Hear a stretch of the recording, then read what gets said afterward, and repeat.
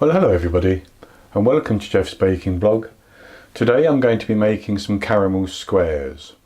Now this is a recipe which I saw in an old cookbook by somebody called Jean Paré, a Canadian lady, and there was 150 recipes for squares in this book.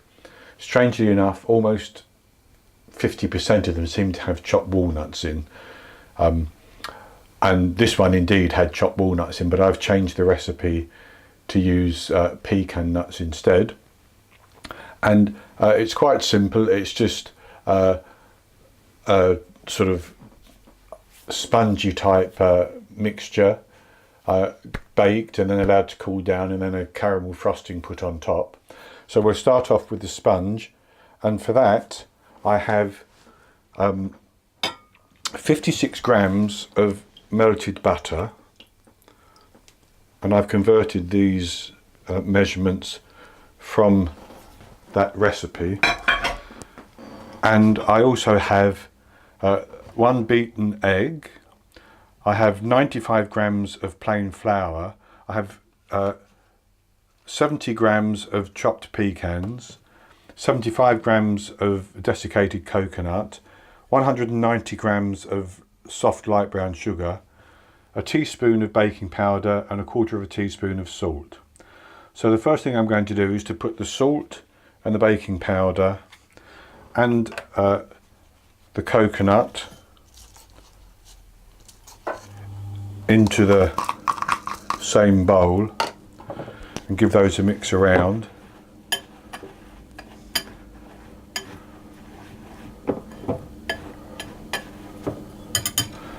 Just to get those combined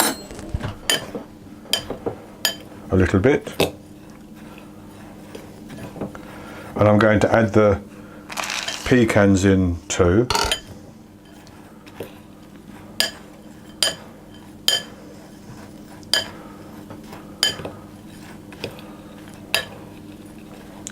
Then I'll set that aside for a minute. And I'm going to add the sugar into the melted butter and stir that around.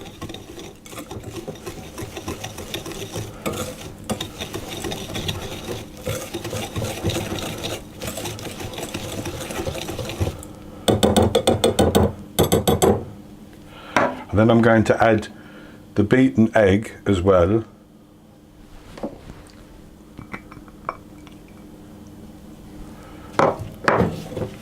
And mix that in.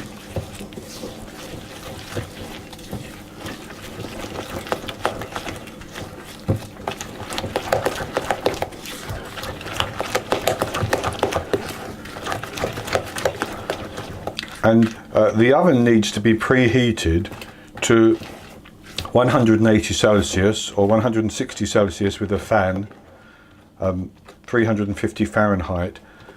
And I recently acquired what we call a mini oven. In America it would be known as a toaster oven, I think, and I found it very good. This is a convection oven, so it has a fan, and it's very good for baking small things like this. So that's what I'm going to use. One of the advantages of it is that it doesn't take so long to preheat. So it comes up to temperature very quickly. So having mixed in the sugar and the egg, I'm simply going to pour all the other ingredients in and mix those until they're all combined.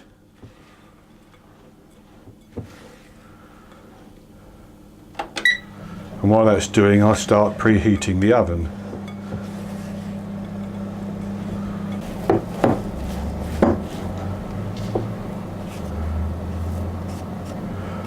So that's our mixture combined, and what I'm going to do is I'm going to put that into a 9" by 9" baking tin, which I have lined with parchment paper.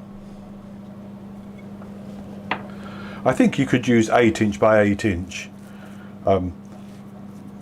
I have both, but the recipe said 9", so that's what I'm using. But I think 8" would be fine as well. it actually cuts easier into squares than an 8-inch tin as well, simply because of the measurements, 2 inches per square, so to speak. So then we want to press the mixture down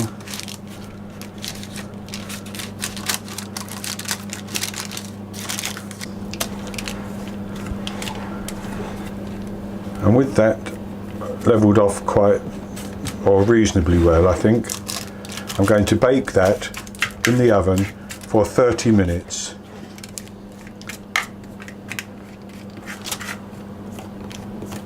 Until it's nicely set and it's beginning to brown. And then I'm going to take it out and let it cool down completely, and I'll come back and we'll make the frosting and we'll frost it. So I'll be back with you when it's baked and cooled down. Well, I'm back with you, and our base has come out of the oven and it's cooling down nicely. So I'm going to get on to make the frosting. And for that I have 56 grams of butter. I have 110 grams of soft brown sugar, and I have 2 tablespoons of milk. And I'm going to put those into a saucepan, and I'm going to bring those to the boil and simmer them for 2 minutes. I also have in here 128 grams of icing sugar. So we'll get on and simmer this and let it cool down, and then we'll add it to the icing sugar.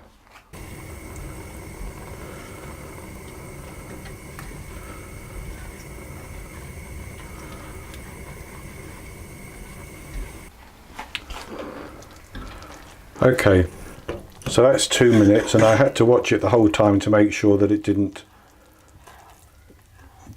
boil up to the top. And now I'm going to let that cool down before I add it to the icing sugar. So I've cooled that down, and I did that actually, I held it in a bowl of ice cold water to speed the process up. And I'm going to pour that onto the icing sugar. Then I'm going to stir it until we get a nice spreadable icing or frosting.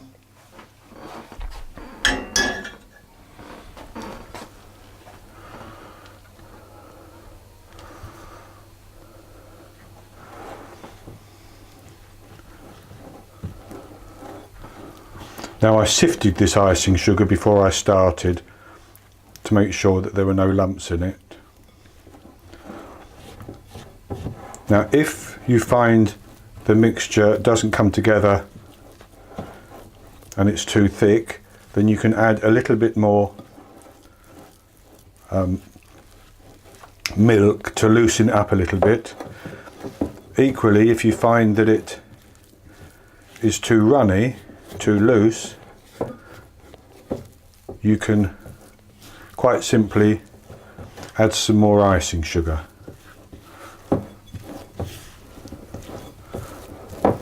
You want it to be a spreadable consistency.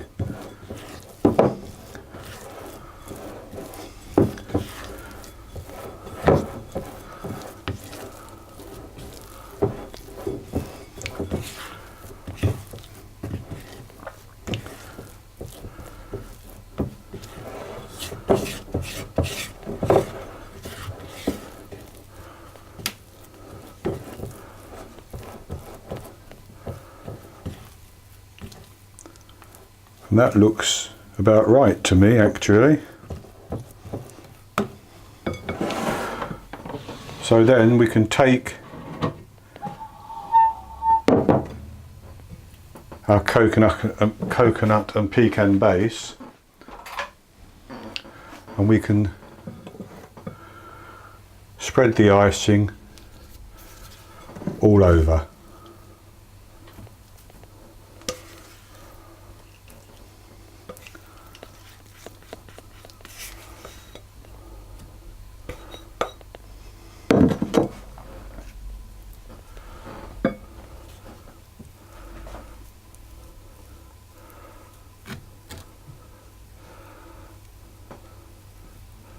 So with our frosting just spread over, and I've tried to smooth it out a little bit by heating the spatula a little bit. I'm going to let that sit and set for just a little while, and then I'll come back and we'll cut it. Well, I've let the caramel slices set, so now I'm going to cut into it and just break it into squares. So I'm going to try to make them about 7 centimeters wide.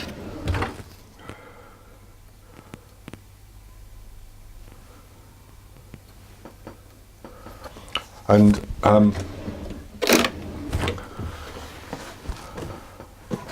about the same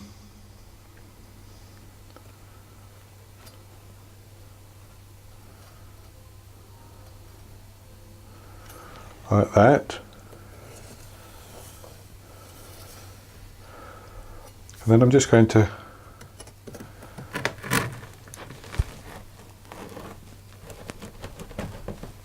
cut down.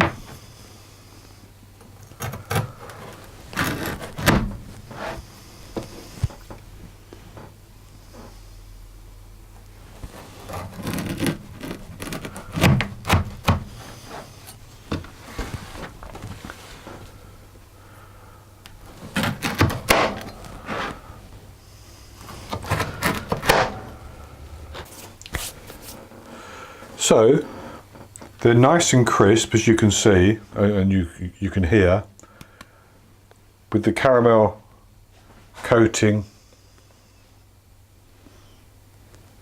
And we'll take a taste.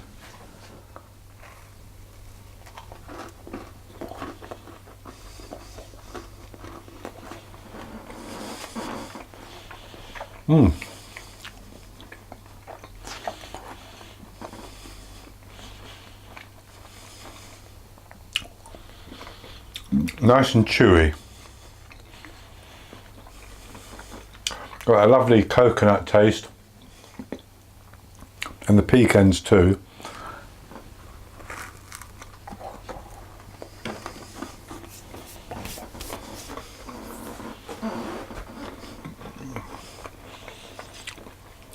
That is very good. So that's very easy to make, as you can see. Tastes wonderful. So I hope you've enjoyed this video, and if you have, please give me the thumbs up below the video. Also click to subscribe to my YouTube channel, and in the top right hand corner of the screen, as always, there will be an eye that you can click on. That will take you to my blog, and you will see the recipe on my blog there. I'll also put a link to it below my video. And I will be back with you in the near future with another recipe. So until then, happy baking.